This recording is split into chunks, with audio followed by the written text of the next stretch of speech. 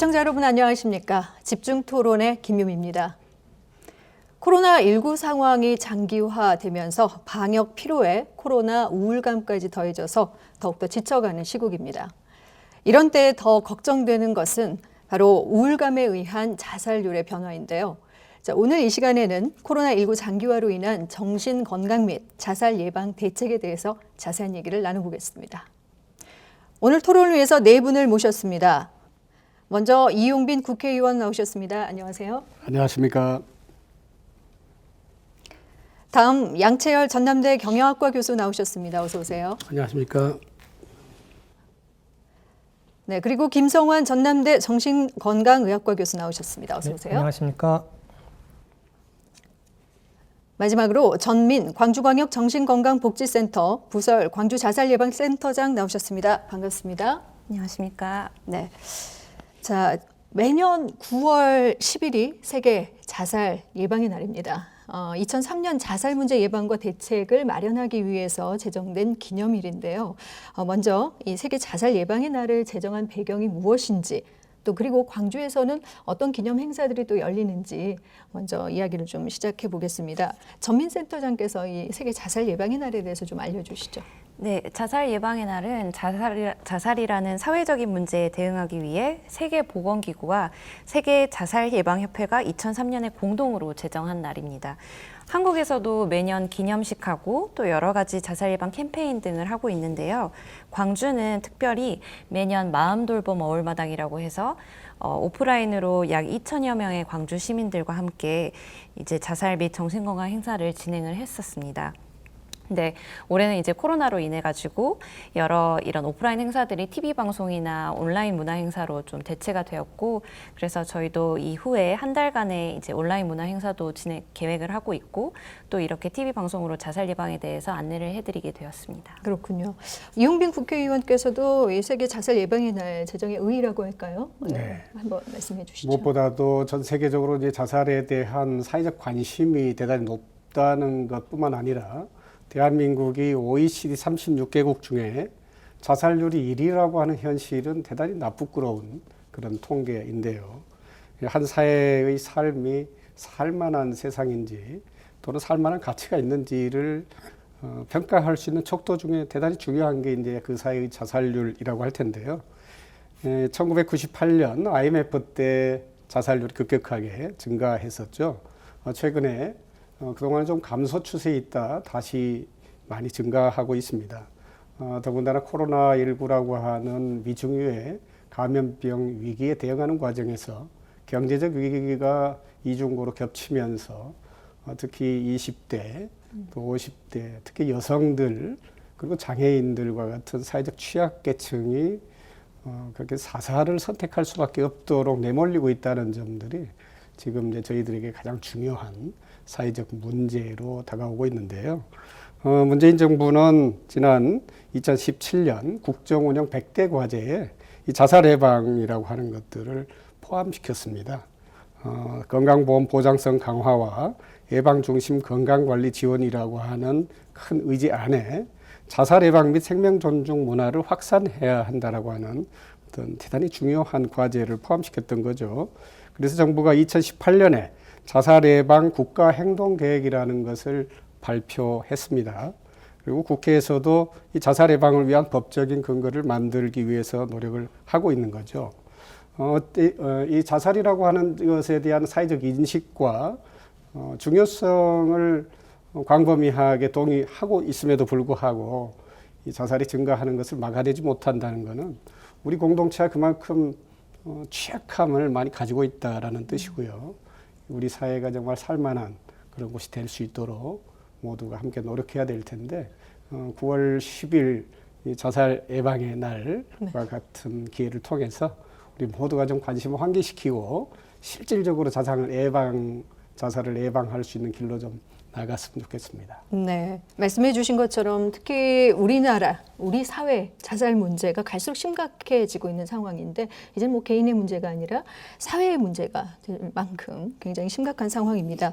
더군다나 이 자살 예방의 날을 이제 기념하여 오늘 이렇게 또 토론회도 마련한 이유는 코로나19 상황이 굉장히 우울감이 커지면서 이 자살로 이어지는 이런 심각한 상황에 대한 어떻게 보면 논의의 장이 되지 않을까 싶습니다. 근데 실제로 보건 전문가들에 따르면 코로나19 대유행으로 인해서 전 세계 많은 사람들이 죽음과 질병의 두려움 속에서 정신건강에 크게 문제를 앓고 있을 것이다. 이런 얘기들을 하고 있는데 어떻게 보십니까? 먼저 코로나19와 정신보건 분야의 관련성에 대해서 한번 여쭤보고 싶은데요.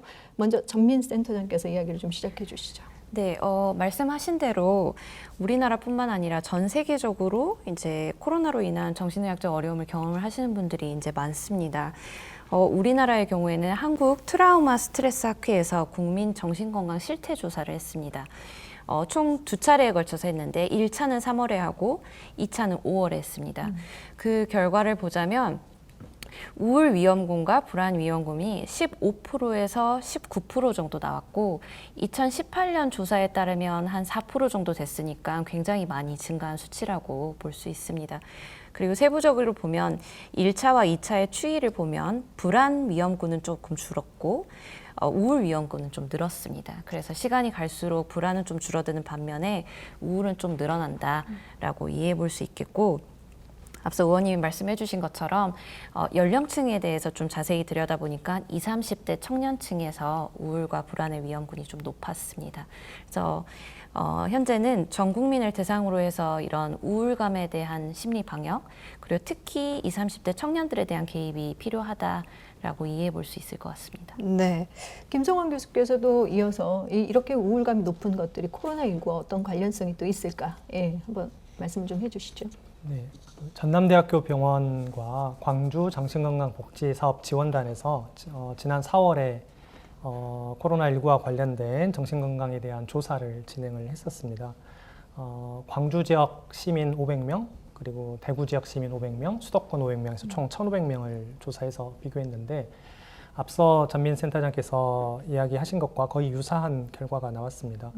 우울군과 불안군이 약 20%에 육박하면서 예년 조사보다 최소 서너 배 이상 높은 우울 불안 비율을 보였습니다.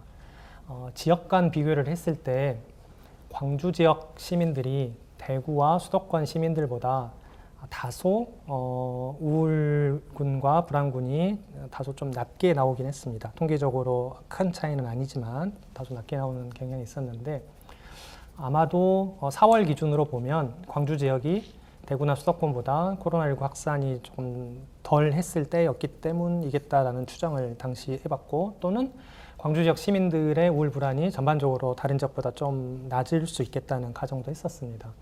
그래서 7월 달에 광주 시민 500명을 다시 조사를 해봤는데 4월보다 7월 시점에 조사해서 보니까 스트레스 지수라든가 우울 불안 반응들이 광주 지역도 뚜렷하게 증가하는 경향을 보였습니다. 네.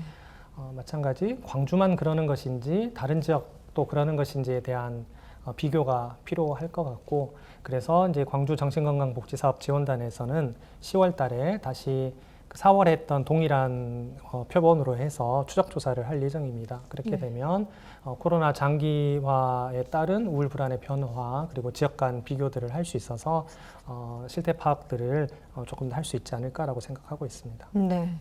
우울감을 겪는 사람들, 뭐 통계적으로 그 양은 늘고 있다는 건 이제 통계적으로 확실한 이제 수치적으로 보이는 건데 왜 우울한가, 얼마나 우울한가, 그 정도나 그 이유를 묻는다면 또 이런 것들은 조금씩 차이가 있을 것 같습니다. 양채열 교수께서는 어떻게 보고 계시는지요? 예, 코로나19로 대면 활동이 어려워지게 되고 거기에 따라 정상적인 활동이 어려워지게 됨으로써 소비가 감소하게 됩니다. 소비가 감소하니까 따라서 생산이 감소하게 되고요.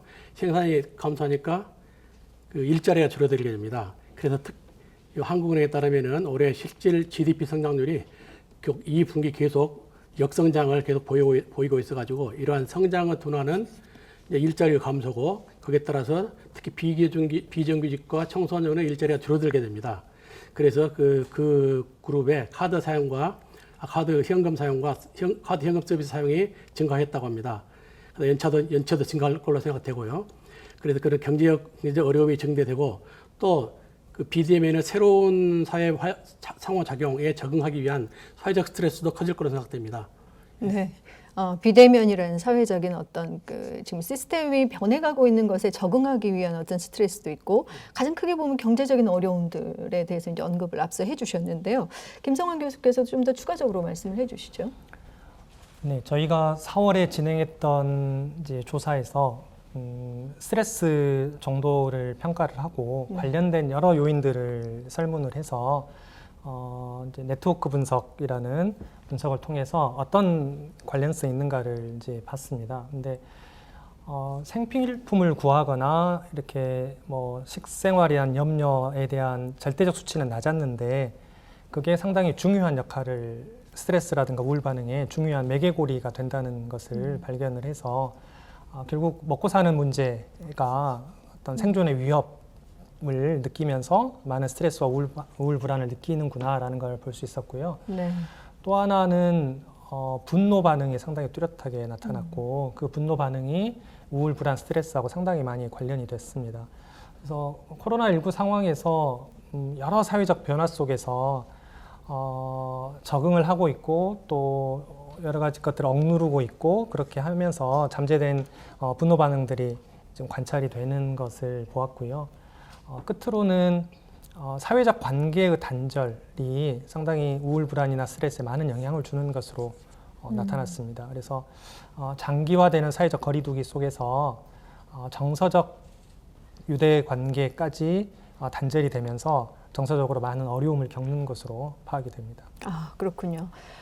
일반 시민들의 이제 상태가 그렇다면 또 사실은 의료진 굉장히 힘들게 지금 뭐 이제 코로나 방역에 힘쓰고 있는데 이런 의료진들은 또 그들 나름대로 방역 관리하느라 또 공무원은 공무원대로 굉장히 스트레스 요인들이 다양할 텐데 유엔 2020년 발표 자료를 봤을 때도 의료진의 우울 불안 또 노약자는 고립의 이유 또 소아 같은 경우는 가정 폭력의 위험성 등 그 원인들도 굉장히 다양하게 지금 자료들에 제시가 되고 있습니다.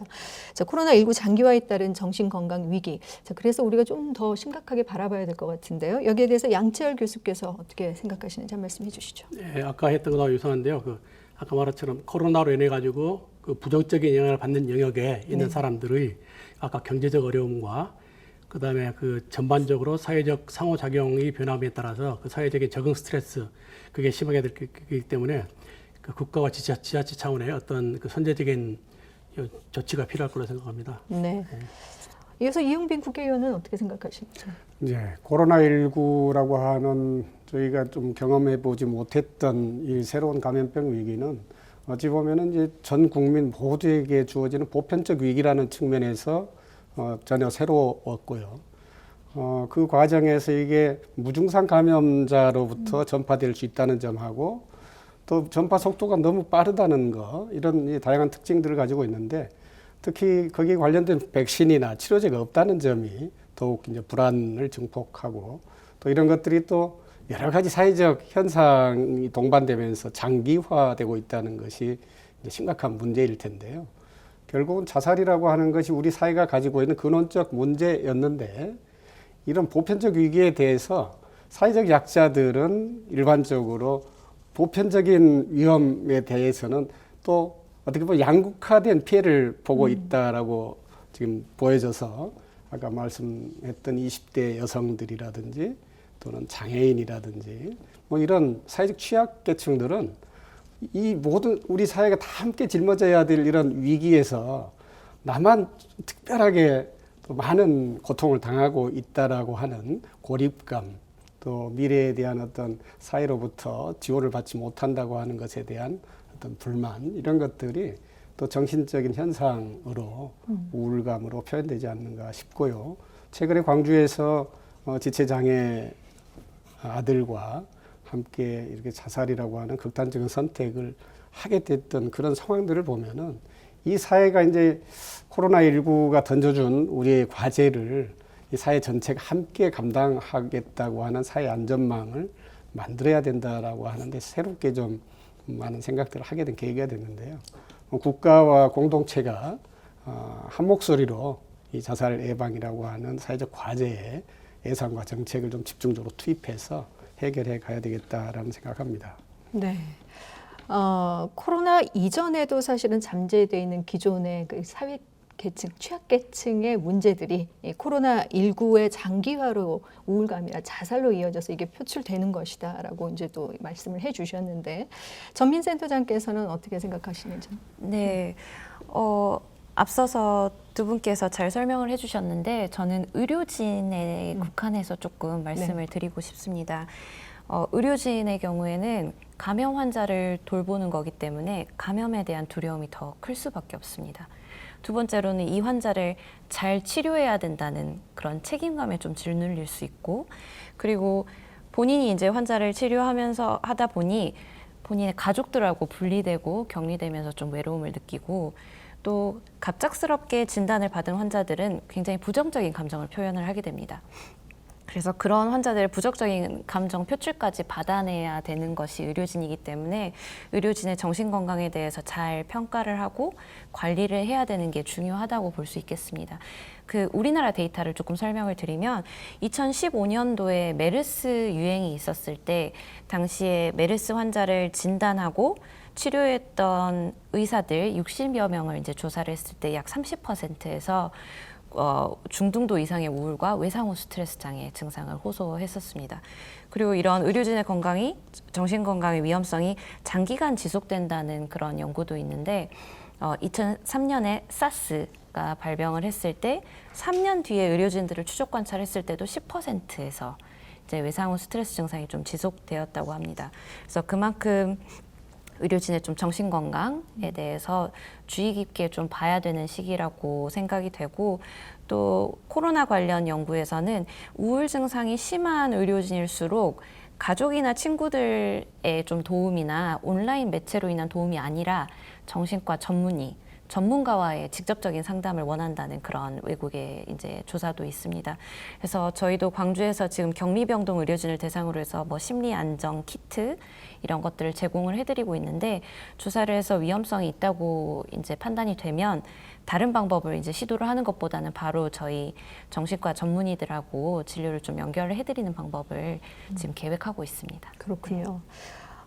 일반적으로 이제 대규모 앞서도 사례를 좀 들어주셨지만 이렇게 질병이 유행했을 때는 사회적으로 큰 불안과 공포 이런 두려움이 있는 것은 뭐 과거에서부터도 있었던 현상인데, 일반적인 수준의 불안감과 우리가 평소에도 약간의 스트레스는 다 받고 살잖아요. 근데 이제 스트레스가 이 정도면 내가 감당할 수 있을지, 혹은 이것도 정말 너무 큰 스트레스다라고 느껴질 때도 간혹 있는데, 이 코로나 상황에서의 정신건강의 이상을 어떻게 구분할 수 있을지, 어느 정도가 위험한 조짐이라고 우리가 판단할 수 있을지 참 이런 게 어렵습니다. 김성환 교수께서 이 부분에 대해서 좀 설명을 해주시죠. 네, 정상적인 반응과 전문적인 평가 및 치료가 필요한 현상, 증상을 구분하는 데는 세 가지 정도 기준이 있을 것 같습니다. 첫 번째 가장 중요한 것은 일상생활의 기능, 삶의 효율성 이런 것들이 현저히 떨어지는 경우, 이 경우는 꼭 개입을 받아봐야겠습니다. 즉 학생이라면 공부, 직장인이라면 뭐 직업 활동, 업무 능력 이런 것들이 예전과 좀 다를 때 실수가 잦아지고 성적이 떨어지고 업무가 잘 안 되고 이렇게 우울 불안의 영향 때문에 그렇다라고 하면 그때는 진단과 치료가 필요한 상황이라고 볼 수 있겠고요. 두 번째는 고통의 크기일 것 같습니다. 고통의 크기는 얼마나 힘든가, 그 힘든 게 얼마나 오래 가는가, 이제 그 측면에서 보통은 1, 2주 이상 어려움이 지속이 된다면, 또 견디기 어렵다라고 느낀 또는 불쾌감이 느껴지는 정도로 우울하고 불안하고 스트레스를 받고 잠을 못 자고 이렇게 이제 고통의 크기가 크다라고 하면 전문적인 치료를 받는 것이 좋겠고요. 끝으로는 죽고 싶다는 생각이 들면, 힘들어서 그냥 더 이상 못 살겠다, 죽고 싶다라는 생각이 들면 어떠한 사유이건 간에 이 경우는 꼭 전문가를 만나서 상담을 해볼 필요가 있겠습니다. 네, 일상생활의 기능을 못할 때 또 내가 견디기 어려운 스트레스가 1, 2주간 계속 지속됐을 때, 그리고 삶의 의욕이 떨어져서 정말 죽음을 생각하게 될 때, 이렇게 세 가지로 아주 간단하게 이해하기 쉽게 정리를 해주셨는데요. 조금 덧붙여서 전민센터장께서도 좀 알려주시죠. 네. 한 가지 제가 덧붙여 드리고 싶은 것은 네. 주위 나를 잘 알고 나를 많이 챙기는 가족들이 좀 뭔가 도움이 필요하다라는 이야기를, 도움이 필요해 보인다라는 이야기를 할 때도 그때도 뭔가 이제 상담을 받거나 이래야 될 시기라고 말씀을 드릴 수 있겠고요. 그리고 증상에 대한 좀 확신이 없을 때는 사실 가장 좋은 방법은 광주에 있는 이런 정신건강복지센터에 전화를 하셔가지고 문의를 해보시는 게 가장 좋은 방법인데, 센터에 있는 홈페이지, 센터 홈페이지를 방문하셔가지고 자가 체크를 해보시는 것도 방법입니다. 그래서 제가 설문도구를 좀 가지고 왔는데요. 아, 네. 참고가 될 수 있을 것 같습니다. 네. 그러니까 스스로 자가 체크를 할 수 있는 문항들인데요. 잠시 좀 소개를 해주시죠. 네. 이게 이제 홈페이지에 들어가면 이런 자가 체크 도구들이 다 있습니다. 그래서 우울감에 대한 이제 도구인데요. 아까 김소환 교수님 말씀하셨듯이 지난 2주 동안 다음과 같은 문제를 얼마나 자주 겪었는지에 대해서 체크를 하시면 되는데, 첫 번째 문항만 이제 설명을 드리겠습니다. 매사에 흥미나 즐거움이 거의 없다. 그래서 전혀 없음은 0, 며칠 동안 1, 일주일 이상 2, 거의 매일 3. 이렇게 해서 체크를 하셔서 10점 이상이 나오면 좀 중등도의 우울감이 있다. 이렇게 판단을 할 수 있고, 홈페이지에는 몇 점이 나오느냐에 따라서 어떻게 하십시오라고 안내가 되어 있기 때문에 이런 것들을 참고해서 하면 좋겠고, 이제 이거는 또 불안을 체크할 수 있는 도구입니다. 그래서 간단히만 그냥 보여드리고요. 저희 광역정신건강복지센터나 각 구의 정신건강복지센터 홈페이지에 가시면 이런 우울과 불안뿐만 아니라 정신증, 뭐 불면증, 알코올 중독 이런 자가 체크 도구들이 많이 있으니까 활용을 해보시면 좋을 것 같습니다. 네, 스스로 자가 진단을 함으로써 본인이 힘들어하는 것을 좀 극복할 수 있다면 얼마나 좋겠습니까? 하지만 근데 스스로가 잘 안 돼서 혹시 방금 말씀해 주신 것처럼 주변인이 너 조금 상담을 받아봐라라고 권하면 그런 의견을 무시하기보다는 직접 한번 해보는 것도 좋겠다라는 생각이 드는데요. 예전에 그 스페인 독감 때도 그렇고 홍콩 사스 때도 그렇고 그 해 자살률이 많이 높지는 않지만 사실 그 해를 보내고 나서 질병이 한번 이제 휩쓸고 간 다음에 자살률이 높았다라는 그런 연구 결과들도 있어서요. 자, 그렇다면 우리가 언젠가는 코로나도 종식될 텐데 이 종식되고 난 후를 좀 걱정을 해야 되지 않을까 하는 차원에서 감염병 유행 이후에 발생할 수 있는 정신건강 위기에 대해서 현재 대책뿐만 아니라 뭐 선제적으로 좀 이렇게 대책을 세울 수 있는 방안들이 뭐가 있을지에 대해서 좀 얘기를 해봤으면 좋겠습니다. 이용빈 국회의원께서 먼저 말씀을 좀 해주시죠. 네, 그런 그 과거의 사례가 있다는 건 저희들에게 이제 어떤 미래를 좀 준비하는데 큰 참고가 될 것 같은데요. 사실 코로나 위기가 발생한 직후부터 우리는 소위 포스트 코로나를 준비하자라는 이야기를 해왔습니다. 다시 말하면 지금 이 순간이 코로나 이후 시대를 지금 살아가고 있는 건데요. 이 코로나 이후에 가장 심각한 문제가 있는 경제적 피해 아니겠습니까? 이 경제적 위기가 다시 회복되는 데에는 감염병 위기가 덮치고 가는 시간보다 훨씬 더 많은 시간이 필요할 거고, 그 과정에서 양극화는 더욱 골이 깊어질 테고, 거기서 피해를 입으신 분들이 다시 회복 탄력성을 얻기까지는 많은 시간이 필요할 거라고 봅니다. 이 부분들이 이제 저희 정부가 현재 재난지원금이라는 형태로 보편적으로 좀 도움을 드리려고 노력은 하고 있지만은 그건 뭐 굉장히 작은 부분에 지나지 않을 테고요. 저희가 이제 일반적으로 복지국가를 지향하면서 갖춰야 될 여러 가지 사회적 안전망을 갖추는데 그동안 좀 미흡한 점들이 코로나19로 인해서 좀 더 드러났다라고 보여지고, 대통령께서 말씀하신 것처럼 고용보험을 전 국민이 가질 수 있도록 좀 확대해 나가겠다라고 하는 것은 상당히 반가운 소식이긴 한데, 지금 현재 당장 경제 위기를 극복할 만큼의 힘은 좀 부족한 것 같아요. 그래서 당장의 내년 그 이후에 스페인 독감 이후처럼 자살률이 많이 높아진다고 한다면 우리 사회에 큰 재앙이 아닐까 싶습니다. 그래서 적극적으로 우리 전민 센터장님 더 노력이 좀 필요하실 것 같고요. 네. 저는 이런 과정에 자살 예방 센터가 있다는 것만으로도 우리 사회에 좀 든든한 어떤 안전망 역할이 있어서 공동체가 이것들을 많이 알고 계시면은 이 체계 자체가 좀 안정감을 줄 수도 있다라는 생각이 들어서 특히 개원하고 계시는 많은 의사 선생님들을 찾는 우리 환자들이 어떻게 보면은 이 체계 안으로 좀 빨리 진입할 수 있도록 많은 관심을 기울이는 게 꼭 필요하다. 그런 생각을 해봅니다. 네. 지금 어떻게 보면 모두가 어려움을 참고 있는 시간이잖아요. 이 인내의 한계가 느껴지는 순간 또 이런 극단적인 선택으로 이어져서 그 이후에 그런 한계가 느껴지기 직전에 조금은 도움을 줄 수 있는 다방면의 노력들이 이제 필요하다고 말씀을 해주셨고, 양채열 교수께서도 어떻게 생각하시는지 말씀해 주시죠. 요새 빅데이터 그러는데요. 빅데이터들을 활용해서 위험군을 조기에 발견해서 대처할 필요가 있을 것 같은 생각이 들고요. 네. 그다음에 이제 자살 원인의 가장 중요한 원인이 뭐 첫째 알려서 경제생활 문제, 근데 육체적인 질병, 정신과적 문제 세 가지라고 그러는데요. 그래서 거기에 따라서 경제적인 지원 조치, 의료적인 조치, 사회 조치가 종합적으로 필요하게 됩니다. 그래서 뭐냐면 거기에 대한 그 파악을 하기 위한 연구와 해결책이 마련되면 거기를 집행하기 위한 그 정부와 지자체에 많은 예산이 필요할 텐데요. 그래서 그 우리나라가 먼저 치매에 대해서는 상당히 좀 어느 정도 좀 관심거리가 좀 됐는데 그래서 치매에 대한 관심과 지원 정도 수준으로 자살 예방에 대해서도 그런 관심과 지원이 많이 필요할 걸로 생각합니다. 네, 데이터와 연구를 뭐 해나가는 것도 어떻게 보면 예산 지원이 이제 필요한데 그런 것들을 빨리 마련해야 된다. 지금 코로나19와 이제 정신건강의 관련성, 또 당연히 코로나와 정신건강은 연관성이 있었고 불안과 우울감을 유발한다는 말씀들을 많이 해주셨는데, 자, 지금부터는 코로나19에 따른 극단적인 선택, 이 자살을 하게 되는 것에 대해서 좀 더 자세히 얘기를 나눠보도록 하겠습니다. 우리나라의 경우에도 IMF를 겪은 때, 또 카드 대란 이후에 뭐 자살률이 굉장히 높았던 때가 있습니다. 경제적인 상황과 그러고 보면 이 자살률과도 굉장히 깊은 연관성이 있어 보이는데요. 경제적으로 가장 타격을 받는 특정 대상군이 있다면, 지금 또 이 코로나 상황에서는 뭐 누구나 다 어렵긴 합니다만, 자, 양채열 교수께서 먼저 얘기를 좀 해주시죠. 예, 그 아까 생각했듯이 소비의 감소 때문에 그 생산이 위축되게 되는데, 그래서 일자리가 줄어듭니다. 근데 그래서 일자리가 줄어드는 영역이 네. 중소기업과 자영업자 부분이죠. 그래서 거기에 따라서 일자리 줄어든 사람의 비정규직과 청소년 알바가 가장 큰 타격을 받을 거로 생각됩니다. 네.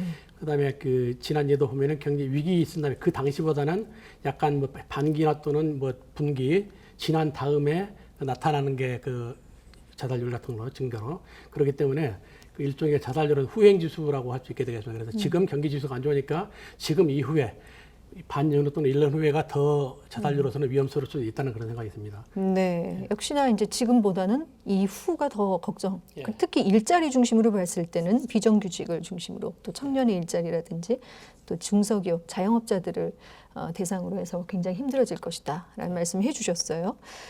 과거 경제 위기 이후의 광주의 자살률도 뭐 궁금하기도 하고요. 전민 센터장께서 좀 더 통계적으로 혹시 이런 부분 말씀해 네. 주실 수 있을까요? 좀 시각적으로 좀 보여드리기 위해서 아까 네. 잘 말씀을 해주셨는데, 실제로 우리나라 자살률이 급증한 것은 3번이 있습니다. IMF 때, 그리고 2차는 카드 대란, 그리고 3차는 국제금융위기 때 자살률이 급증했다가 여기 보시면 자살 예방에 국가 관심이 좀 시작이 되면서 그 후에 약간의 이제 기복은 있으나 조금 줄어드는 추세입니다. 그만큼 이제 국가의 관심과 투자가 중요하다는 것을 말씀드릴 수 있고, 경제적인 위기가 이제 자살에 굉장히 크게 영향을 미친다라고 말씀을 드릴 수 있는데, 또 한 가지는 이제 자살 사망자들 심리 부검을 해봤을 때 50% 이상, 절반 이상에서 경제적인 문제가 요인 중에 하나였습니다. 그래서 현재 코로나 이후에 이제 경제적인 위기가 지금 본격적으로 좀 닥쳐오고 있는데 그 부분에 대한 관심과 투자가 필요할 것으로 보이고, 또 연령대는 주로 30대하고 50대가 많았습니다. 이때 3차 때를 보면 30대가 50대가 많았고, 그 연령대는 딱 느껴지는 것은 경제적으로 활발한 활동을 하는 나이대이기 때문에 그런 나이대에 맞춰서 적극적인 이제 개입이 필요할 것으로 보입니다. 네. 그 수치들을 이렇게 보여주시면서 국가가 관심을 가질 때부터는 조금씩 완화를 보였다라는 게 아마 또 핵심적으로 말씀해 주셨고 경제적인 부분과 또 그런 것들을 결부지어서 설명을 해 주셨는데 혹시 김성환 교수께서 좀 더 덧붙여서 얘기를 해 주시죠. 네, 경제적 상황과 자살의 관련성에 대해서 제가 작년에 대한의사협회지에 논문을 하나 투고했는데 그때 조사했던 게 뭐냐면 서울의 24개 구에 아파트 평당 가격과 그 구의 최근 3년간의 자살률을 비교를 해봤는데 불행하게도 통계적으로 매우 뚜렷하게 반비례 관계를 보였습니다. 네. 그러니까 집값이 낮은, 그 말은 결국은 경제적으로 어려운 구일수록 자살률이 높고 경제적으로 부유한 구에는 자살률이 이제 낮았던 건데 사실은 광주도 그런 경향이 5개구가 뭐 큰 차이는 아니지만 광주도 네. 그런 경향이 좀 있었고요. 또 한 측면은 각 구별로 기초생활수급자의 수가 다 다릅니다. 광주도 그렇고 서울도 그렇고 양쪽 다 통계적으로 매우 뚜렷하게 기초생활수급자가 많이 거주하는 구일수록 자살률이 상당히 높은 경향을 나타냈습니다. 두 가지는 어떤 그냥 큰 트렌드를 보여주는 것일 수도 있는데 결국 사회경제적 취약계층이 높은 자살 위험군에 속하고 실제로 많은 자살 사망들이 나타나고 있다라고 볼 수 있겠습니다. 네. 좀 전에 이제 모두가 다 어렵습니다. 모두 고통을 인내하고 있습니다라고 제가 말씀을 드렸는데 말씀을 듣고 보니 어떻게 보면 경제적으로 어려운 분들이 더 많은 고통을 지금 감내하고 인내하고 있다라고 해석을 해볼 수도 있는 걸까요? 네. 자, 그래서 이 코로나19 상황이 빨리 끝났으면 좋겠는데 사실은 이 상황에서 뭐 종식은 아직 안 되고 있고 사실 코로나19 이후에도 또 이런 여파가 계속된다고 하기 때문에 자살 예방에 있어서 이 경제 상황을 좀 예측을 해서 대안을 세우는 것도 매우 중요하리라는 생각이 듭니다. 사실 그 코로나19 확산 영향으로 크게 위축됐다가 5월에 조금 경제 활동이 재개되면서 좋아졌다가 다시 코로나가 재확산되면서 또다시 안 좋아지고 있는 상황인데요. 자, 이런 상황에 대해서 양채열 교수께서 좀 더 설명을 해 주시죠. 예. 코로나 이후를 생각하면은 코로나가 완전히 종식되는 미래도 생각할 수 있겠고, 네. 근데 지금 그거가 아주 미약해 보이지만은 그다음에 흔히 말하는 코로나와 함께하는 이제 미래가 될 텐데요. 그래서 코로나 완전히 종식되면은 지금 뭐 불편한 것들은 그냥 옛날로 다시 돌아가면 되겠죠. 근데 이제 그 함께하는 미래가 될 경우에는 지금 임시로 도입된 게 항구적으로 그 변화로 자리잡게 됩니다. 그렇게 되면 흔히 말하는 뉴노멀이 새로운 새로운 정상적인 거라는 거죠. 뉴노멀이 되게 되는데 그렇게 되기 위하면은 거기에 맞춰 가지고 산업 구조와 그 사회 구조가 조정이 될 겁니다. 그래서 그렇게 되면은 산업도 그러니까 규모가 작아지는 부분, 그러니까 부정적인 영향을 받는 부분이 있고 긍정적인 영향을 받는 부분이 있을 텐데 긍정적인 건 상관없고 부정적인 영향을 받는 부분이 문제지 않겠습니까? 네. 그래서 그 부정적인 영향을 받는 그 부분에 그 전환 과정, 그러니까 변환 과정 동안에 그걸 좀 더 고통을 좀 완화시켜 줄 수 있는 그런 국가 차원이나 지자 차원의 또 사실 그렇게 이야기하면 뭐 그 분야에 그러니까 예산이 필요한 이야기밖에 안 되는데 어쨌든 네. 그 변환 과정을 좀 더 완화하게 해줄 수 있는 그런 조치는 필요하다고 생각합니다. 네, 뭐. 그게 이제 경제적으로 그렇고 그다음에 또 사회적으로도 네. 흔히 말하는 사회적 교육 관계나 또는 사회적 네트워크 그런 유지가 아주 필요하고요. 또 개인적으로도 흔히 말하는 심리적 회복 탄력성 정신과에 사는 거예요. 그래서 저는 이제 초중고 교육도 상당히 중요하다고 생각을 합니다. 그러니까 네. 동일한 고통이나 어려움을 겪더라도 평상시 좀 다져진 사람은 그걸 훨씬 쉽게 극복하지 않습니까? 그래서 저희 옛날 어렸을 때 시작이 뭐죠? 토인비 역사연구 거기에서 뭐 도전광전 이야기 했는데 평상시에 조금씩 도전 받았던 사람은 나중에 큰 도전화도 극복하는데 하나도 안 받아가지고 온실 속에 화초처럼 자란 사람은 오면은 없어버리지 않습니까? 그래서 네. 좀 뭐 젊었을 때 사소도 한다 이런 것처럼 저는 초중고 교육도 좀 그런 스파르타까지는 아니어도 그런 비슷한 교육도 필요할 거라 생각하는데 요새 사회가 그냥 그랬다가는 잘못하면 이상하게 돼가지고 저는 상당히 좀 오히려 필요한 방향 쪽으로 안 가가지고 좀 그 부분을 좀 우려합니다, 사실. 예. 네, 경제적으로 뭐 국가에서 할 수 있는 다양한 정책들과 함께 또 개인적으로는 정신 건강을 좀 강하게 우리가 단단히 할 수 있는 어떤 개인적인 노력도 좀 필요하다라는 차원에서 말씀을 해주셨거든요. 여기에 대해서 김성환 교수께서도 한 말씀 해주시죠. 네, 좋은 말씀해 주신 것으로 생각하고요. 근데 우리나라 초중고 교육 과정에 정신 건강에 대한 또 생명 존중에 대한 내용이 지금 현재 거의 담겨 있지 않습니다. 그래서 초중고 교육 과정에 학교 내부에서건 또는 외부 전문가들을 통해서건 정신 건강 그리고 생명 존중에 대해서 어렸을 때부터 계속 교육하고 훈련받는 그런 체계를 마련할 필요가 있다라고 생각이 됩니다. 네. 자, 이용빈 국회의원께서는 어떻게 생각하시는지? 네, 두 분께서 지적해 주신 점 대단히 중요하다고 생각하고요. 우리 사회가 이제 코로나 이후 시대 전환을 요즘 많이 이야기하고 있습니다만은 그 중에서 저는 가장 큰 화두가 되는 게 결국 생명 존중의 시대로 가야 된다라는 것을 이제 우리 온 국민이 다 동의할 거라고 생각하고요. 그 과정에서 교육은 교육대로, 경제는 경제대로 생명 존중이라고 하는 것을 가장 중요한 관철시켜야 될 하나의 개념으로 상정하고 모든 걸 좀 판단했으면 좋겠는데요. 아까 통계 그래프를 보면서 느낀 것이 IMF 시대 때부터 지금까지 어찌됐든 자살률은 끊임없이 증가되어 왔고 대한민국의 경제 수준은 끊임없이 향상되어 왔습니다. 근데 그 과정에서 말하자면 자살을 시도하거나 성공하신 분들은 이 사회에서 말하자면은 더 이상 기대할 것이 없다고 생각되신 분들이시잖아요. 그렇게 생각하면 우리 사회가 현재 도달해 있는 이 경제 성장과 수많은 성과에도 불구하고 이 양극화의 문제를 극복하지 않으면 이 자살의 문제는 절대 우리가 개선시키기 어렵겠다는 생각이 또 들고요. 이미 지난 금융위기 시대에 당시에 늘어났던 자살률을 어느 정도 좀 완화됐다고 하지만은 그 이하로 내려가지는 않았어요. 네. 통계 그래프를 보니까. 지금 이제 코로나 위기 때문에 더 또 많이 늘어날 텐데 이런 것들에서 굉장히 가슴 아픈 통계 그래프이고요. 그래서 우리가 교육의 문제는 교육의 문제이겠지만은 이 양극화의 고를 좀 좁혀주지 않으면 우리 사회가 이 사회가 좀 살만한 사회라는 생각을 할 수 있어야 되는데 네. 너희들만 잘 사냐라고 하는 그런 많은 아우성들이 끊이지 않을 것 같아요. 그래서 네. 우리가 지금 꿈꾸고 있는 이런 자살률을 정말 OECD 일반 평균치 정도로 낮추려면 지금보다 한 반 정도로 줄여야 될 텐데 그러기 위해서는 사회적 양극화를 어떻게 극복할 것인가에 대한 사회 우리 공동체 모두의 고민이 필요할 거라고 생각하고요. 네. 특히 고용보험 문제 해결해야 되고 또 지금 당장은 재난지원금 문제 특히 취약계층에 대한 아주 적극적인 개입이 향후 한 2년 정도는 국가가 정말 힘을 기울여서 해내야 된다. 그런 생각을 하게 됩니다. 네.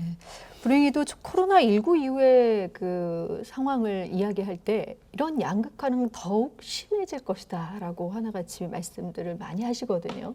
말씀해 주신 것처럼 이 양극화를 줄일 수 있는데 이제 가장 그래서 초점을 맞춰야 한다라는 이야기를 해 주셨는데 자, 광주의 경우가 그래서 조금 더 궁금합니다. 광주는 타시도랑 비교를 좀 해봤을 때 광주만의 사회경제적 어떤 특성이 혹시 있을까요? 그리고 이런 것들이 혹시 자살 예방 방안에도 뭐 영향을 미칠지 양철 교수께서 좀 더 설명을 해주시죠. 예, 거기에 대해서 좀 이야기를 듣고서 좀 생각을 해보고 찾아봤는데 별로 찾지를 못했습니다. 근데 특이한 사항은 그 세종시가 뭐 청소년 자살률, 노인 자살률, 전체 자살률에서 뭐 1위였다고 했고, 그다음에 제가 봤더니 광주 청소년 자살률이 2018년에 2위였는데 올해는 이제 또 최저로 다시 떨어졌다는 말을 들어가지고 분명히 그러니까 원인 없는 결과는 없을 텐데요. 근데 아직 그 원인에 대해서 명확히 밝혀지는 게 별로 없는 것 같습니다. 근데 분명히 그 지자체의 경제 사회적 상황과 그다음 지자체의 노력에 의해서 분명히 결정이 될 텐데 거기에 대한 것은 아직 명확한 연구는 없어서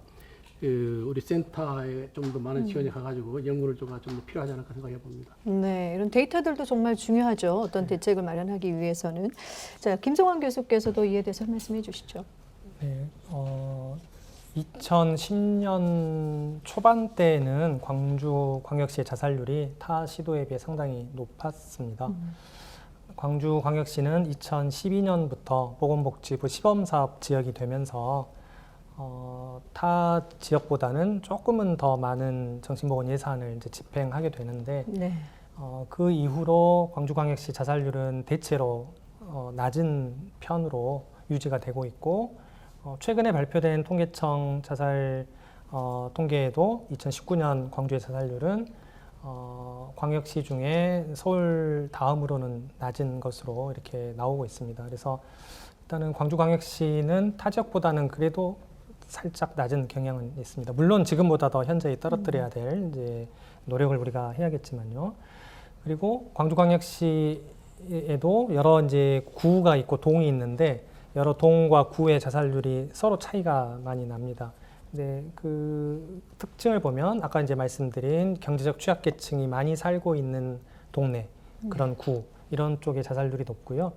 그 다음에 음주율이 높은 곳에서 자살률이 높습니다. 우리가 전 국민 그 건강조사에서 이렇게 음주 양을 조사하는데 구별로도 이렇게 음주 패턴의 차이가 있는데 네. 술을 많이 마시는 구일수록 자살률이 높습니다. 그래서 음주를 폭음을 또는 과도한 음주를 줄이는 것도 자살률을 낮추는 데 있어서 중요하겠고요.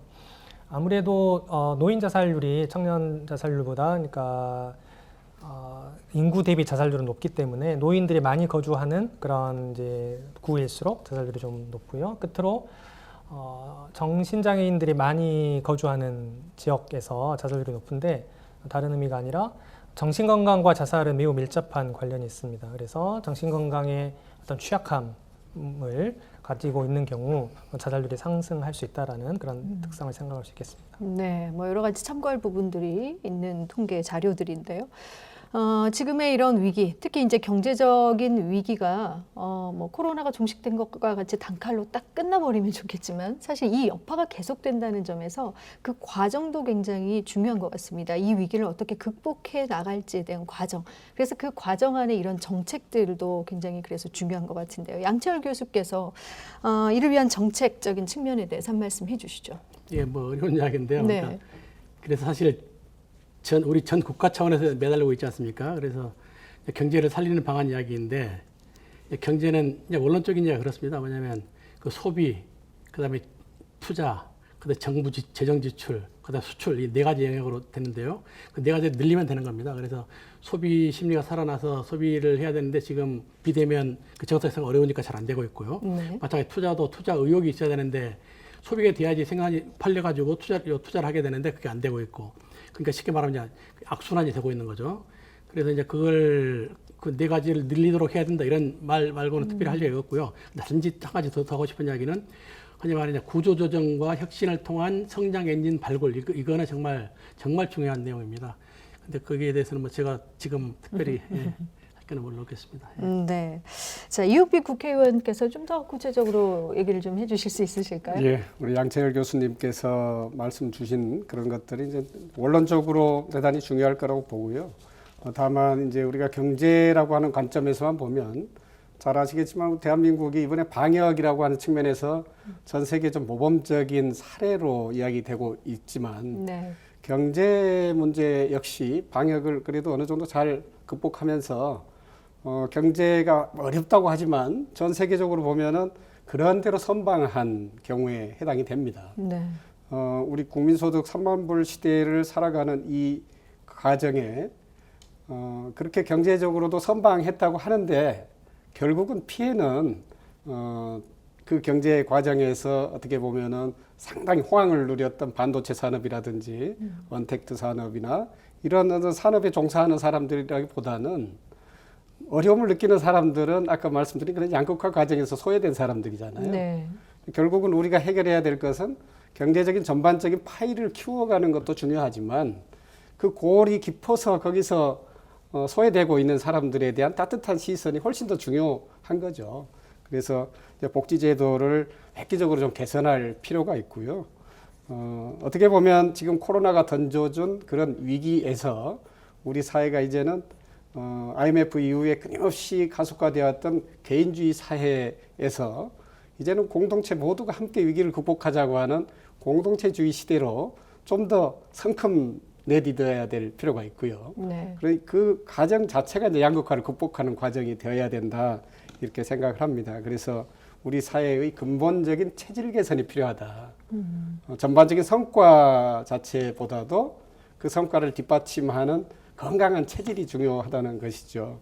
2차 세계대전 이후에 영국이 전쟁의 폐허 위에 새로운 사회 체제를 모색하고 오히려 그 위기를 기회로 만들어내는 그런 과정들이 이제 베버리지 보고서라고 하는 것을 통해서 전반적인 복지 국가로 나아가는 발판을 만든 거 아니겠습니까? 이제 우리 사회가 남북 분열의 시대, 동서 정치적인 분열, 지역 불균형, 그리고 양극화 이런 모든 사회 문제를 네. 이번 코로나19가 던져준 이런 큰 위기 상황 속에서 이것들을 좀 한 번에 해결해 갈 수 있는 새로운 사회 체제를 함께 고민해 보자. 네, 이런 것들이고요. 그런 측면에서 이제 복지를 사회적 투자라고 하는 관점으로 새롭게 좀 들여다보고 함께 고민해 가고 사회 안전망을 좀 단단하게 만드는 기회가 됐으면 좋겠습니다. 네.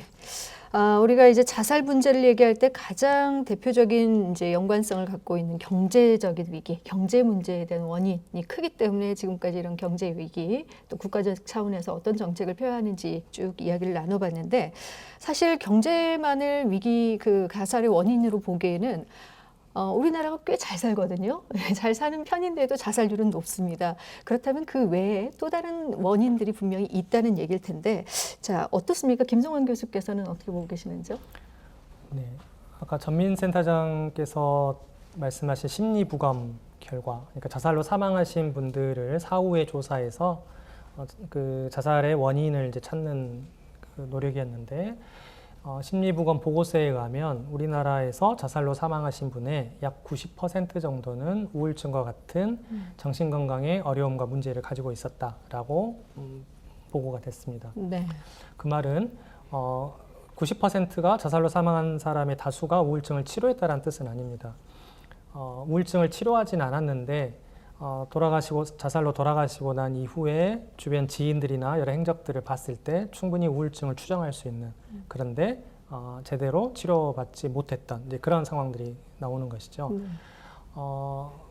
그런데 우리나라는 또 정신건강에 대한 접근성이 좀 떨어집니다. 그러니까는 낙인과 편견이 있어서 정신건강의학과 치료를 받고 또 상담을 받고 하는 거에 대한 좀 꺼리는 마음들이 해외에 비해서는 조금 더 있는 것 같습니다. 물론 그런 부분들이 조금씩 나아지고 있고 요즘은 많이들 또 전문가들 스스로 찾아오는 경우도 늘어나고는 있는데 해외에 비해서는 많이 그런 치료적 접근성이 떨어지기 때문에 그래서 정신건강 어려움을 겪고 있는 분들이 보다 조기에 치료를 받을 수 있는 상황이 돼야 우리나라 자살률은 떨어질 수 있을 거라고 생각합니다.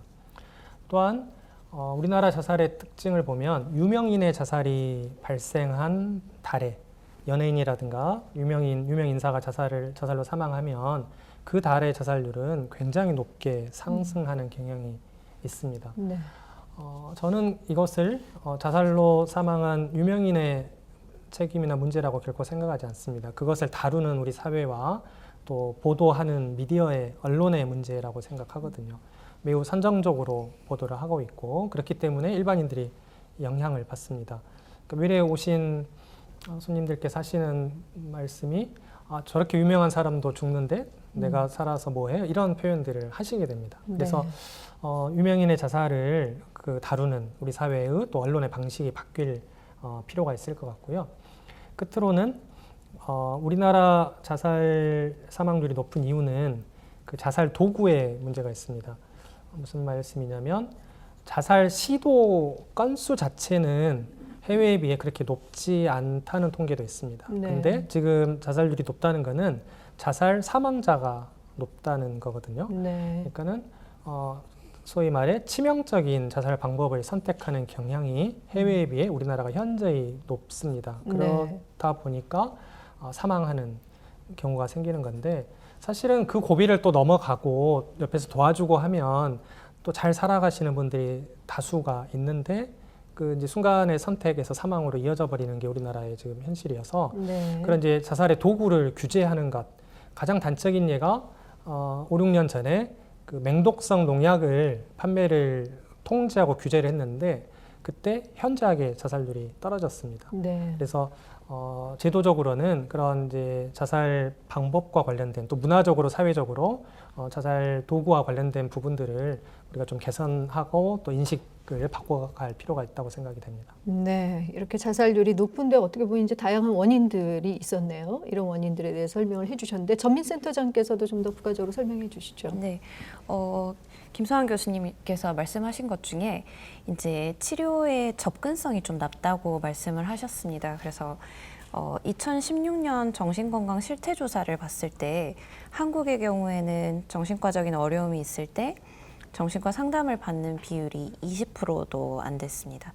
반면에 서양의 경우에는 40%에서 50% 정도 되기 때문에 실질적인 수치상으로도 굉장히 낮다라고 볼 수 있고 그래서 그런 방면으로 자살 예방 사업들이 이루어집니다. 그래서 광주의 경우에는 정신보건 시범 사업을 좀 주도적으로 하면서 그런 부분에 대해서 굉장히 고민을 많이 했고 특별히 마음건강 주치의라고 해서 그 일반 시민분들이 정신과에 바로 가기에는 조금 어렵고 두렵고 이런 부분들이 있을 때 센터에 정신건강학과 파견된 정신건강학과 전문의와 상담을 할 수 있는 그런 사업들이 진행이 되고 있습니다. 네. 그래서 그런 데이터를 바탕으로 해서 사업을 구상을 했고 그것의 결과, 꼭 그것의 결과라고는 말을 할 수는 없지만 그래서인지 광주는 자살률이 그래도 굉장히 낮습니다. 올해 아까 말씀하셨던 올해 데이터를 봐도 자살률이 굉장히 최하위, 이전부터 최하위였지만 이번에는 17개 시도에서는 3위였고 예년에 비해서 한 7% 정도 감소한 수치였습니다. 네.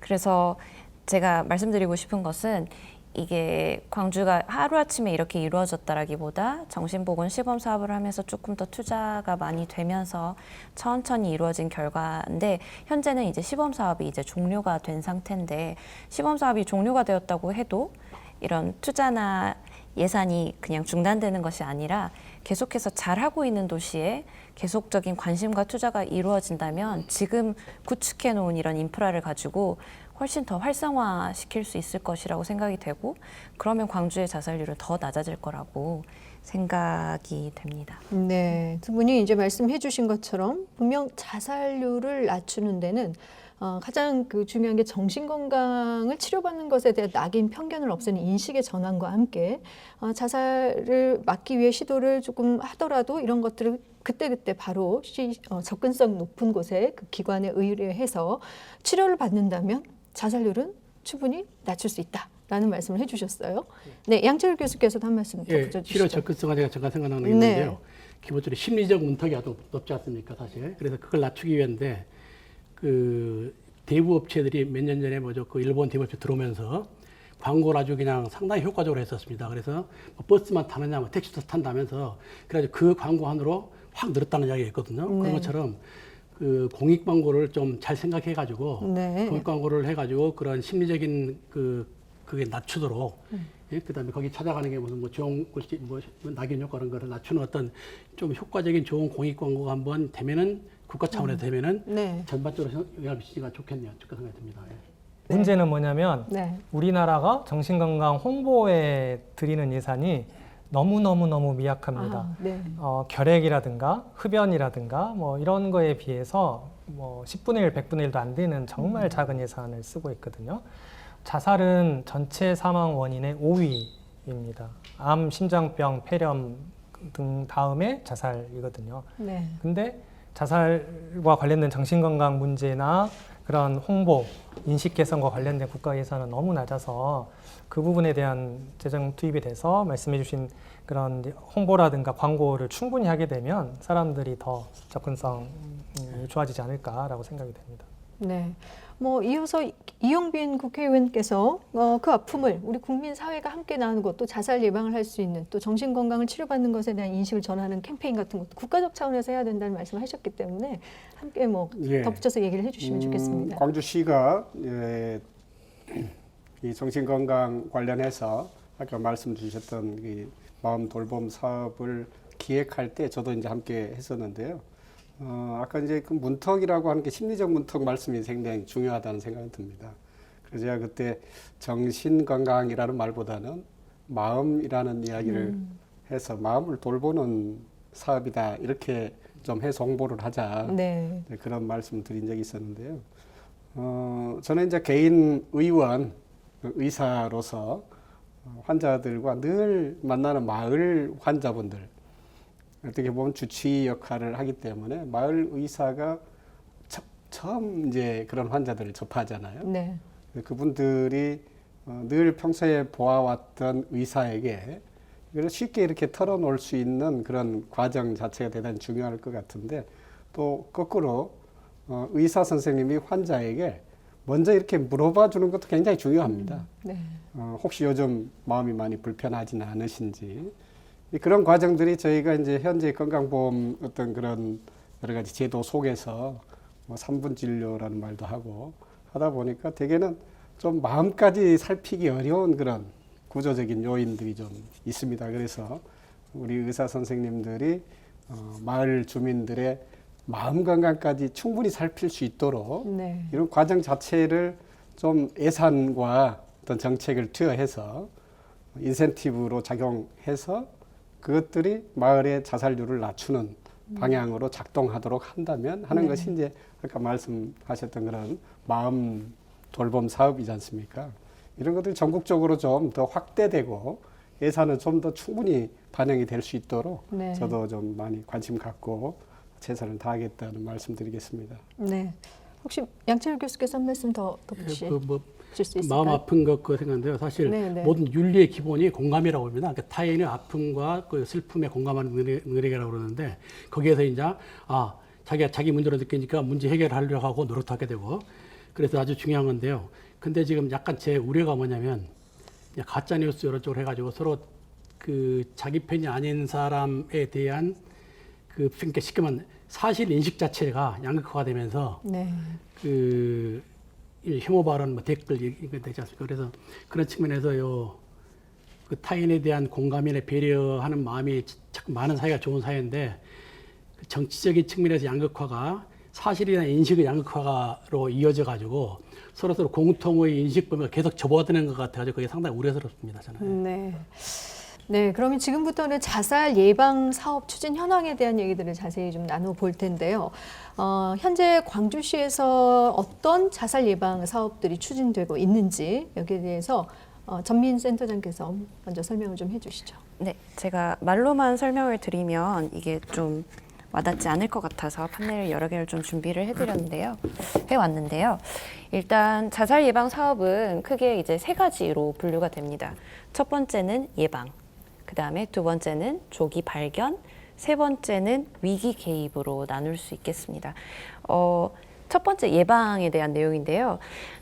자살 예방 및 생명 존중 문화 환경 조성이라고 해서 이제 자살에 대한 편견과 낙인 말씀해 주셨는데 이런 사회적인 분위기를 바꾸는 강의, 교육, 그다음에 홍보, 캠페인 이런 것들을 포함하는 자살 예방 사업이고 이 부분은 저희 광역정신건강복지센터와 기초정신건강복지센터 모두들 굉장히 노력을 들여가지고 하고 있는 사업입니다. 네, 두 번째는 이제 자살 위험성이 있는 분을 조기에 발견을 하는 것도 매우 중요합니다. 빛골 생명지구대라는 것은 마을 곳곳을 잘 알고 계시는 통반장님들 그리고 이제 노인 돌보미 선생님들 이런 취약계층들을 많이 접할 수 있는 분들에게 자살에 대한 교육을 해서 혹시 위험성이 있는 분을 빠르게 발견해가지고 치료를 연결할 수 있는 사업이고요. 또 아까 의원님이 굉장히 잘 설명을 해주셨는데 1차 의료기관, 내과나 가정의학과에 이제 내원을 해서 의사 선생님이 이제 왜 힘든 일이 있는지 이렇게 질문을 하면 그때 힘든 일이 있다라고 얘기를 하시면 정신의료기관이나 센터로 안내를 받을 수 있는 그런 동네 의원 마음이음 사업이 있습니다. 아까 전에도 말씀드렸듯이 그런데 바로 정신과에 가기에는 조금 꺼려지고 부담스럽고 이런 분들은 센터로 오셔서 센터에서 근무하고 있는 정신건강의학과 전문의와 상담을 하시고 평가를 받으실 수 있습니다. 또 자살 위기 상황에서 제공되는 서비스입니다. 일반 시민분들이 마음이 힘들고 지치거나 자살에 대한 좀 생각이 있으면 전화 상담을 24시간 해드리고 있고, 또 위험 상황에서는 현장 출동을 해서 이제 대처를 해드립니다. 근데 현장 출동을 했을 때 경제적인 어려움이 있어가지고 치료를 받지 못하는 경우에는 이렇게 경제적 취약계층을 위한 응급의료 구호비 지원 사업들도 있습니다. 물론 예산이 그렇게 많지는 않지만 그래도 사용을 하고 있고 많은 분들이 도움을 받고 계시고요. 마지막으로 자살 사망이 발생하면 유족분들이 굉장히 필요한 것들이 많습니다. 그냥 단순 상담보다는 치료비 지원, 그리고 법률 상담, 상속 등의 문제가 또 생각보다 많습니다. 법률 상담, 그리고 자택에서 만약에 사망을 하신 경우에는 일시적으로 주거 지원 같은 것도 필요합니다. 그런 사업들을 해드리는 자살 유족 통합 사례 관리 서비스 등이 있고, 이것 이외에도 다양한 사업들이 있는데 센터 홈페이지에서 또 자세하게 접해 보실 수 있습니다. 네, 광주시에서 꽤 다양한 활동들을 하고 있습니다. 김성환 교수께서는 덧붙여서 혹시 하실 말씀 있으십니까? 네, 2012년도부터 진행해왔던 광주 정신보건 시범 사업의 주요 성과이자 핵심 모형 중에 한 가지는 조기 중재 사업이었습니다. 즉 정신건강에 문제가 발생했을 때 조기에 개입을 한다는 거고, 만성 정신건강 문제의 4분의 3은 20대 이전에 발생해서 꽤 오래 지속이 된다라고 알려져 있습니다. 그래서 청년들의 정신건강을 관리하는 게 매우 중요합니다. 서두에서도 말씀드린 것처럼 코로나19 상황이 장기화되면서 청년들의 자살률이 증가한다라고 우리나라에서 보도가 됐는데, 네. 일본이나 해외에도 마찬가지 20대 자살률이 증가한다는 보도들이 있습니다. 광주에서도 20대, 30대 우울 반응이 가장 연령대별로 볼 때 높게 나왔습니다. 그래서 청년 정신 건강을 돌보는 게 매우 중요한데, 다행히 광주에서는 청년 정신 건강 센터가 전국에서 가장 먼저 시작을 했습니다. 마인드링크라는 이름으로 청년 정신건강 센터가 문을 열어서 청년들에게 상담과 서비스를 제공하고 있는데, 마인드링크의 성과가 이제 국가적으로 인정을 받아서 올해부터는 광주 외 지역에도 이제 마인드링크가 생기기 시작합니다. 그러니까 순천에도 생기고 부산, 제주 이렇게 확산이 되기 시작했습니다. 그리고 우리 이용빈 의원님 계시는 이제 민주당의 총선 공약에서도 마인드링크를 전국으로 확대하겠다라고 3월에 이제 발표를 해서 광주에서 그간 이제 기반을 닦아오고 발전시킨 모형이 이제 전국으로 이렇게 확대되는 그런 상황에 있어서 물론 광주에 있는 마인드링크도 더 앞으로 투자를 하고 발전을 시켜야겠지만, 그래도 청년들을 위한 광주에 만의 센터가 있다라는 점을 아시고 또 많이 이용할 수 있으면 좋겠습니다. 네, 생각보다 청년들의 우울감이나 정신건강의 문제가 지금 사실은 이 시기에 더 드러나고 있지 않습니까? 근데 모범적으로 어떻게 보면 광주시가 선제적으로 이런 청년들의 정신건강을 위해서 마인드링크 사업을 통해서 이런 것들을 다 타시도의 모범이 되고 있다는 얘기를 해주셨는데, 혹시 뭐 덧붙여서 이용빈 국회의원께서 한 말씀 해주시죠? 네, 코로나19 때문에 공공의료에 대한 관심이 확대되고 있습니다. 무엇보다도 감염병 위기에 적절하게 대응하는 공공의료 영역이 너무 좀 그동안에 소홀히 되어 왔다라고 하는 관점도 있습니다만은, 이제는 국민의 건강권, 또 생명권은 국가가 지켜야 될 기본권이라고 하는 인식이 무엇보다 뚜렷해지고 있는데요. 주민들의 삶의 질이라고 하는 측면에서 몸 건강뿐만 아니라 마음 건강이 대단히 중요하다. 그런 관점에서 자살을 이제 들여다봐야 될 텐데요. 세계 인권 선언을 비롯해서 국가의 책임으로서의 건강권을 많이 강조하고 있지 않습니까? 국회에서도 이제는 인간다운 삶을 국회가 적극적으로 좀 보장할 수 있도록 감염병으로부터 건강 안보뿐만 아니라 국민 누구나 차별과 배제가 없는 그런 의료 서비스를 몸 건강, 마음 건강 두루 함께 살필 수 있는 그런 공공의료 체계를 만들어 가야 되겠다. 그럼 공적인 투자를 더욱 강화해야 되겠다 하는 말씀을 드리겠습니다. 네, 예산 투자를 강화해야겠다는 말씀을 또 해주셔서, 좀 전에 센터장께서도 유가족 또 시범 사업의 일환으로 설명을 해주셨는데, 정신적 위기 속에서 가장 또 도움을 실질적으로 줄 수 있는 부분이 경제적인 부분이잖아요. 근데 사실은 이 유가족 지원 사업 자살 예방 관련 예산이 앞서 말씀드린 것처럼 굉장히 차지하는 비중이 굉장히 적다. 얘기를 해주셨어요. 김성환 교수께서 이에 대해서 좀 아쉬움이 있으실 것 같은데요. 예. 네, 앞서 말씀드린 것처럼 자살이 우리 사회에 미치는 영향을 고려하면 조금 더 적극적인 대책이 필요하다라고 생각이 됩니다. 자살로 인한 한 해 우리나라의 경제적 손실을 4조, 5조 이상으로 보더라고요. 특히나 생산성이 한창일 나이대의 30대, 40대, 50대 분들이 이제 자살로 사망하기 때문에 그런 경제적 손실이 있는 것인데, 근데 자살은 다른 질병과 달리 조금은 더 우리가 적극적으로 나서면 예방이 될 수 있는 상황입니다.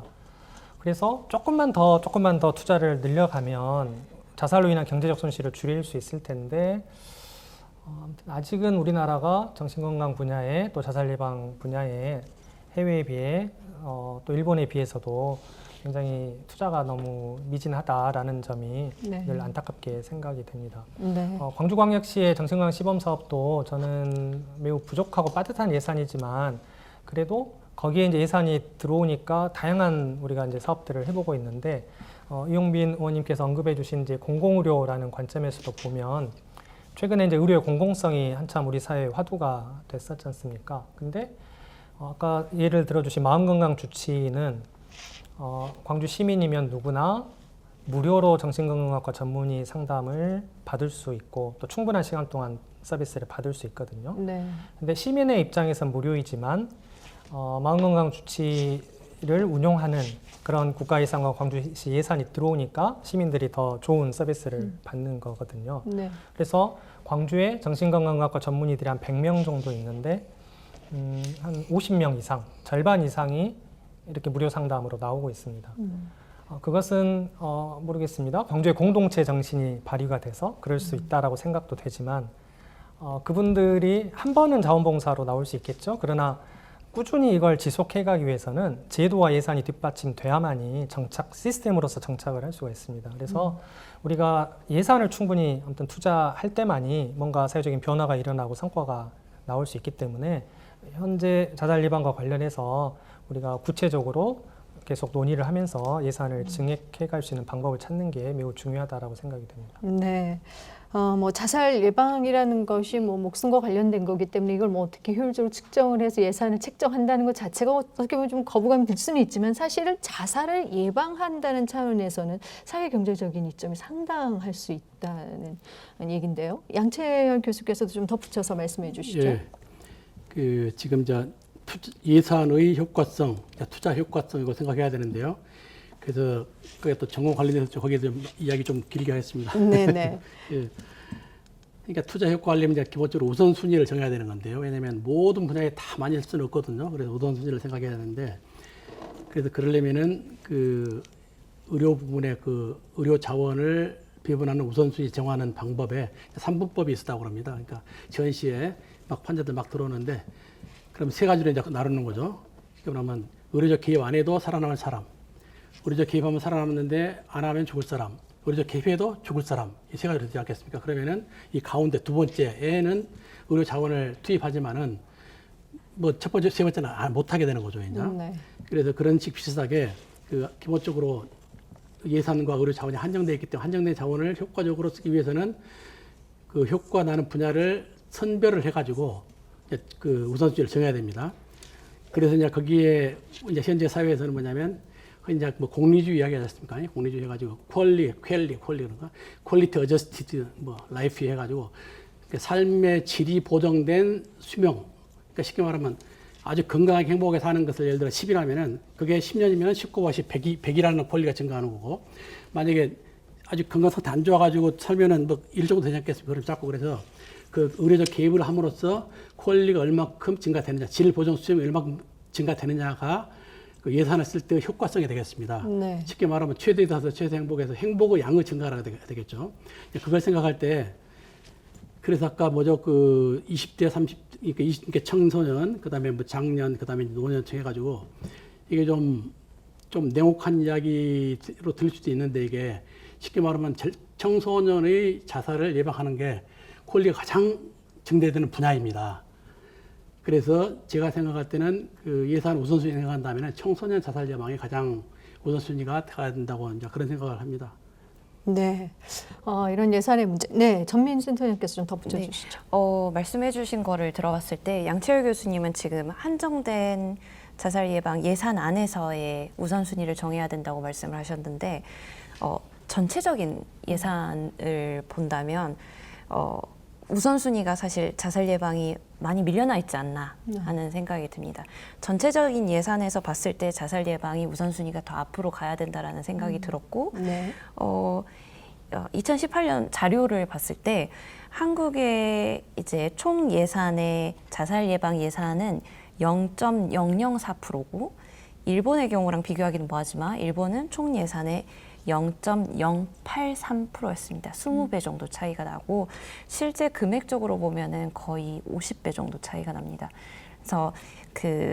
그래서 저는 이제 총 예산에서의 자살 예방 예산 비율이 늘어나야 된다. 총 자살 예방 예산 자체가 절대적인 수치가 늘어나야 된다라는 것도 좀 생각이 네. 들어서 말씀을 드렸습니다. 네. 예, 우리 사회가 세월호 사건을 겪으면서 세월호 참사 과정에서 가장 가슴 아팠던 것은 국가가 구할 수 있는데 왜 구하지 않았느냐 하는 거거든요. 이제 저희들이 그 4.16 세월호 참사 겪은 그 이후로 세월호 이후 시대의 국가의 역할에 대해서 많은 성찰과 반성을 했습니다. 이제 코로나를 경험하면서 다시 한번 이제 자살이라고 하는 관점에서 보면은 사실은 우리 일상에 세월호 참사가 일어나고 있는 거거든요. 하루에 37명의 국민이 사망을 하고 특히 20대 청년들이 그런 자살이라고 하는 극단적 선택 앞에 놓여 있다는 것을 볼 때 국가가 이것을 인지하고도 구하는 노력을 하지 않는다는 것은 세월호 참사 때 경험했던 그런 어떤 국가의 태만과 방임이다라고 하는 생각이 들고요. 우리 전민 선생님 말씀 주신 것처럼 국가 예산을 가장 효율적으로 쓰는 방법을 찾는 과정도 중요하겠지만은 네. 자살이라고 하는 관점에 예방할 수 있다면 우리가 코로나19를 예방 백신을 찾기 위해서 이렇게 온 국가의 자산을 투입하는 것처럼 자살을 예방할 수 있는 방법이 있다면은 적극적으로 많은 예산을 투입해서 하나의 생명이라도 더 구하겠다는 마음으로 정책을 입안하고 실현해야 된다라는 생각이 듭니다. 그래서 그런 부분을 어찌 보면 제가 이제 국회의원 된 지 100일이 좀 지났는데요. 이 부분에 대한 정치권의 노력이 가시적인 성과로 나타나지 못했던 것에 대해서 좀 가슴 아프게 생각하고요. 네. 예산 더 획기적으로 좀 늘려갈 수 있도록 그런 방법을 제안해야 되겠다 하는 생각을 하게 됩니다. 네.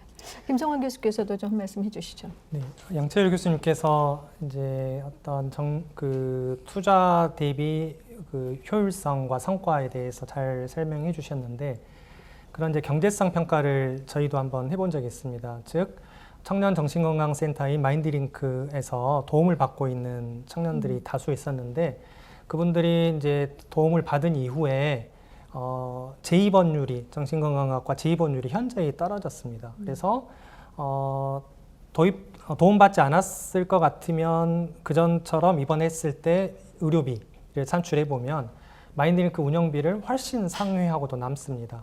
즉 마인드링크에 뭐 1억, 2억 투자를 해가지고 그걸 운영한다 하더라도 그걸 도움을 받는 분들이 재발하지 않고 악화되지 않아서 아낄 수 있는 의료비가 훨씬 더 크다는 것이죠. 네. 그래서 정신건강에 투자하는 것은 복지 투자이기도 하지만 이건 굉장히 경제적인 투자이다라고 생각을 하는 게 좋을 것 같고 특히 아까 말씀해 주신 대로 청소년, 청년 정신건강에 투자하는 것은 국가의 미래에 투자하는 것이고 국가의 경제에 투자하는 것이다라는 생각을 하고 국가의 예산을 잡아주면 좋겠는데 아쉽게도 정신건강 전체 예산 중에서도 청년, 청소년 정신건강 관련된 예산의 비중은 또 현저히 낮고 그건 광주도 크게 다르지 않은 것 같습니다. 그래서 이런 청년이나 청소년의 정신건강 문제에 대한 예산 투자를 조금 더 확대할 필요가 분명히 있는 것 같습니다. 네. 자, 교육이나 치료 또 지원책, 특히 예산 정책까지 이 자살 예방 사업 등에 대해서 자세한 얘기들을 좀 나눠봤는데요. 광주시가 2012년 보건복지부 국가정신보건 시범사업에 선정되면서 신속하고 체계적인 그 정신응급 대응과 정신질환 조기 발견, 또 조기 개입을 위한 시스템을 마련을 했습니다. 그래서 혹시 현재 24시간 뭐 자살 및 정신건강 응급 시스템 서비스를 이렇게 제공을 하고 있는데 여기에 대해서도 시민분들이 잘 모르고 있는 부분도 있어서요. 전민센터장께서 좀 알려주시죠. 네, 이제 광주 시민이 위기 상황에 처했을 때 경찰과 그다음에 구급대원 112와 119 센터가 협업을 해서 그 상황을 대처를 하고 시민의 안전을 확보하는 시스템이 방금 말씀하신 시스템입니다. 그래서 어느 기관으로 상황이 이제 확인이 되어도 발견이 되어도 필요한 경우에는 이 세 기관이 이제 공조를 하게 되는데요. 아까 말씀드렸듯이 24시간 정신건강 전화 상담도 가능하고 그리고 응급 상황에서 이제 현장 출동까지 이제 진행을 하게 됩니다. 현장 출동을 한 경우에는 필요에 따라서 평가에 따라서 보호자분하고 뭐 귀가 조치를 한다든지 아니면 정신의료기관으로 입원 치료를 한다든지 그렇지 않은 경우는 정신건강센터에 연결을 해서 뭐 앞으로의 계획을 설정을 한다든지 이런 시스템이 광주의 경우에는 굉장히 잘 정착이 되어 있고 그래서 보건복지부에서 이제 전국으로 확대하라는 광주의 사업들이 몇 개 있었는데 이 사업과 김성환 교수님께서 말씀해주신 마인드링크 사업이 필수 사업으로 이제 포함이 될 정도로 이런 응급 대응 시스템이 지금은 잘 되어 있는 상태입니다. 네. 이와 관련해서 사실 이제 자살 시도가 사망까지 이르지 않기 위해서는 이런 응급 대응 서비스가 잘 이루어지면 좋은데 앞으로 이런 서비스가 나아가야 될 방향이라든지 혹시 제언하실 부분들이 있으면 자유롭게 해주시면 좋겠습니다. 먼저 이용빈 국회의원께서 말씀해 주시죠. 사실은 뭐 많은 정보를 듣고는 있습니다만은 광주시의 통합 정신건강 사업 자체가 이렇게 전국으로 확산시켜 줄 수 있을 만큼 모범적인 사례를 만들어 주셔서 여기 함께 해주신 모든 분들께 참 자부심과 함께 감사를 드립니다. 무엇보다도 민관 협력 체계가 대단히 중요할 텐데요. 공공과 민간의 영역이 긴밀하게 협력할 수 있도록 해서 어떤 사각지대들을 잘 해소해가는 것이 대단히 필요할 것 같고요. 그러기 위해서는 민관 참여를 잘 유도할 수 있는 인센티브 방안이 대단히 필요할 거라고 생각합니다. 그런 부분에 있어서 좀 제도적 방법들을 더욱 모색할 생각이고요.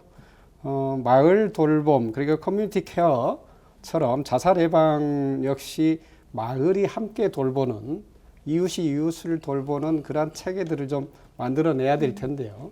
대한민국이 IT 강국이 되면서 실질적으로 IT를 통해서 소통하는 채널은 정말 많은데 네. 가족끼리도 잘 소통이 안 된다고 하는 그런 네. 어려움들을 많이 겪고 있습니다.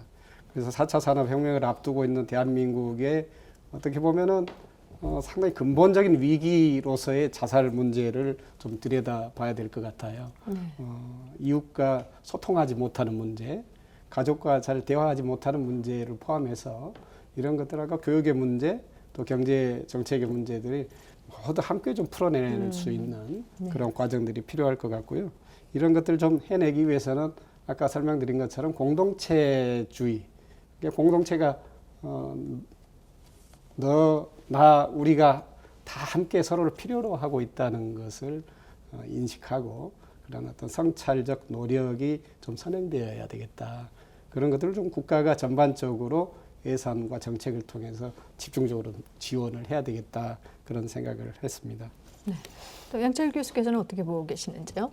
예, 방금 이 의원님 내용 잠깐만 보충하면은 그 코로나로 해서 알게 됐다. 새로 체득한 게 뭐가 있냐면은 그 대처 수상이 했던 말 중에 유명한 말이 사회는 없고 개인만 있다 이런 말이 있었습니다. 엄청 유명한 말인데 개인주의의 신자유주의 이야기하는 거거든요. 근데 코로나를 보면서 우리가 알 수 있는 게 혼자서는 잘 사는 게 아니라 생존 자체도 어렵다는 걸 알게 됐거든요. 그래서 사회와 사회 인프라가 중요성을 알게 됐습니다. 그래서 공공의료 부분요.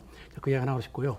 그래서 이제 응급 대응 서비스 생각해 보면 아까 제가 홍보 말씀드렸는데 뭐 아까 전화번호에 또는 인터넷 홈페이지 또는 혹시 스마트폰 앱이 있나요 혹시? 그러니까 아마 잘 생각해 스마트폰 앱을 아마 생각해 볼 수 하면 좋을 것 같습니다. 그럼 응급하는 좋을 것 같습니다. 네. 김성환 교수께서 혹시 덧붙이실 말씀 있으십니까? 응급 서비스 혹은 지금 이제 다시 코로나 상황에서 심리 지원 서비스 프로그램들도 뭐 운영을 하고 있다면 좀 소개를 해주시죠. 네, 이제 광주의 코로나19 관련된 심리 대응은 정신건강복지센터에서 코로나19와 관련된 어떤 생활상의 변화가 있는 분들, 즉 자가격리자라든가 감염자의 가족들이라든가 이런 분들에 대한 이제 상담을 제공하고 있고요.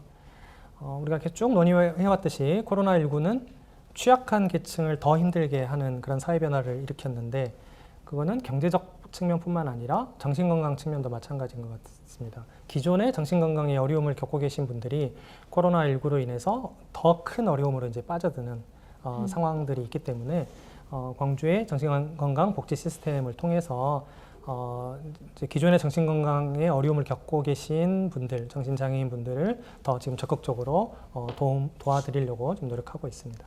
네. 자, 말씀 주신 것처럼 지금 이 힘든 시기에 좀 도움을 주고자 하는 다양한 심리적으로 좀 안정감을 또 주기 위한 다양한 노력들을 하고 있으니 이런 것들 시민분들이 좀 활용을 할 수 있도록 시민분들에게 좀 당부 말씀도 좋고요. 오늘 뭐 토론 시간이 뭐 거의 다 돼갑니다. 그래서 미처 하지 못한 말씀이 있다면 자살 예방과 관련해서 한 말씀씩 듣도록 마무리 말씀을 듣도록 하겠습니다.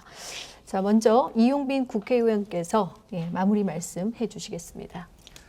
네, 최근 서점에 덴마크의 행복 사회를 다룬 책들이 참 많은 인기를 끌어왔습니다. 그만큼 우리 사회가 부러워하는 그런 사회 모델이 있다는 것이고요. 또 우리가 성장 일변도의 사회를 살아오면서 각자 도생에 많이 지쳐 있었습니다. 그런 와중에 코로나19라고 하는 감염병 사태를 겪고 있어서 더욱 힘든데요.